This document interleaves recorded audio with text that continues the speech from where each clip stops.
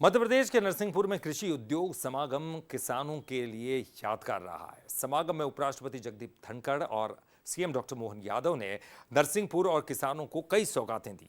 कार्यक्रम में खेती किसानी को लेकर प्रदर्शनी भी लगाई गई, जिसमें किसानों की बेहतरी की झलक दिखाई दी। किसान की जितनी पूजा की जाए वो कम है। किसान भारत की रीढ़ की हड्डी है, सामाजिक हो, आर्थिक हो और समरसता का एक प्रतीक है।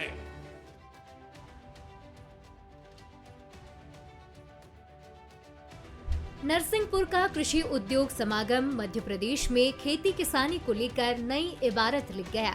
समारोह में बतौर मुख्य अतिथि देश के उपराष्ट्रपति जगदीप धनखड़ ने शिरकत की। प्रदेश के मुख्यमंत्री डॉक्टर मोहन यादव ने उनका स्वागत किया।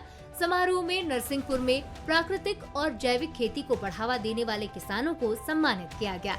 इस दौरान उपराष्ट्रपति और मुख्यमंत्री डॉक्टर मोहन यादव ने नरसिंहपुर में 116 करोड़ की लागत के 86 विकास कार्यों का लोकार्पण और भूमि पूजन किया। इसमें 69 करोड़ के 71 कार्यों का लोकार्पण और 46 करोड़ से ज्यादा लागत के 15 कार्यों का भूमि पूजन शामिल है।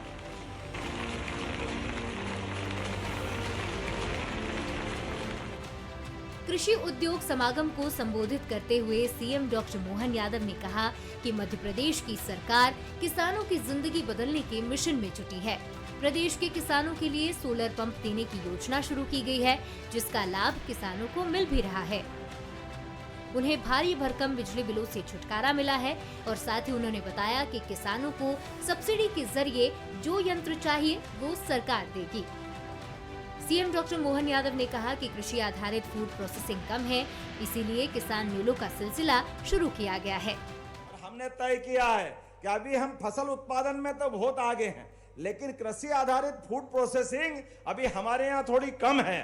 इसी को बढ़ाने के लिए अब ये जो कृषि आधारित मेले हम लगा रहे हैं, अभी हमने दिवाली के मेले देखे, दशहरे के मेले देखे, नवरात्रि का भी आनंद देखा, लेकिन सच्चे अर्थों में किसान की जिंदगी को बेहतर बनाने के लिए ये किसान मेले चालू किए हमने। किसान मेले जिससे हमारे किसानों की जिंदगी बेहतर हो जाए।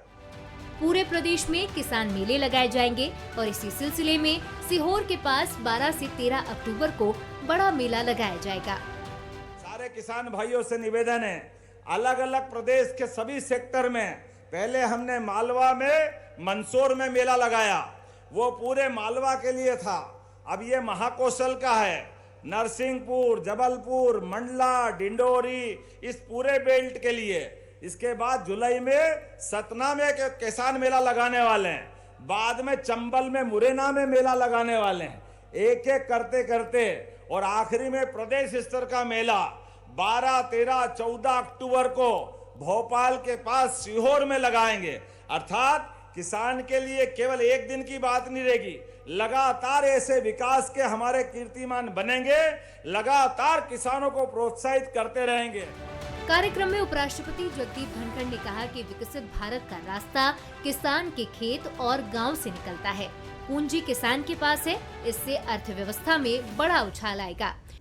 विकसित भारत का रास्ता किसान के खेत से जाता है। विकसित भारत का रास्ता गांव से निकलता है।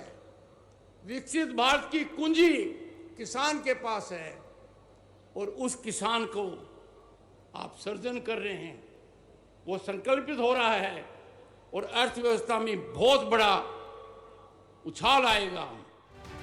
उन्होंने कहा कि विकसित भारत के लिए महायज्ञ चल रहा है, जिसमें सबसे बड़ी आहुति किसान की है। उपराष्ट्रपति ने किसानों से आग्रह किया कि उन्हें मार्केटिंग और कृषि उद्योगों से आगे बढ़ना चाहिए। किसान को भी व्यापार आना चाहिए। पर मैं आग्रह करूंगा किसान भाइयों से, आप अपने आप को उत्पाद तक सीमित मत रखो। आपको इसकी मार्केटिंग में भी पढ़ना चाहिए। आपको इससे जुड़े कृषि उद्योगों से भी आगे बढ़ना चाहिए, तभी तो किसान की उन्नति होगी। किसान को व्यापार में आना चाहिए, उद्योग में आना चाहिए और इसीलिए माननीय मुख्यमंत्री का यह निर्णय बहुत आवश्यक है। मैं मानकर चलता हूं कि मध्य प्रदेश वो प्रांत होगा जहां किसान उद्यमी ज्यादा से ज्यादा होंगे। उपराष्ट्रपति और मुख्यमंत्री ने कृषि उद्योग समागम में एग्री हॉर्टी एक्सपो प्रदर्शनी का शुभारंभ भी किया। यहाँ किसानों ने खेती की उन्नत तकनीक और नवाचारों का प्रदर्शन किया। यहाँ 8 विभागों ने कृषि नवाचारों पर आधारित 90 से ज्यादा स्टॉल लगाए। डॉक्टर धनखड़ ने मेले में लगे स्टॉलों का निरीक्षण किया। कृषि प्रदर्शनी में खेती में सहायक आधुनिक कृषि यंत्र, फसलों के सैंपल और पशुओं के लिए पौष्टिक चारे की कई किस्में प्रदर्शित की गयी। वाकई नरसिंहपुर का कृषि उद्योग समागम खेती किसानी के लिए अहम साबित हुआ।